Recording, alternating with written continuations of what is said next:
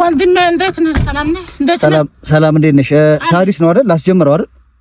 አይደለም እንደዛ አይደለም ወንድሜ፣ እኔ እንድትሰማኝ ነው የምፈልገው። እንዴ ቆይ እንዴ አልገባኝም። ለልመና ነው እንዴ ደውላችሁ ጠራችሁ? አይደለም ወንድሜ፣ እኔ ኳታር 16 ዓመት ቆይቻለሁ ወንድሜ። እኔ ምናምን ሺሻራኒ አልህልም በጣም የሚዘውጅ እውነት ለመናገር ማዳሜ ተወድ ነበር ሺሻ። ከዛ እኔ ስለሆንኩ አበሻ አፈንጃ አለችኝ በስተመጨረሻ።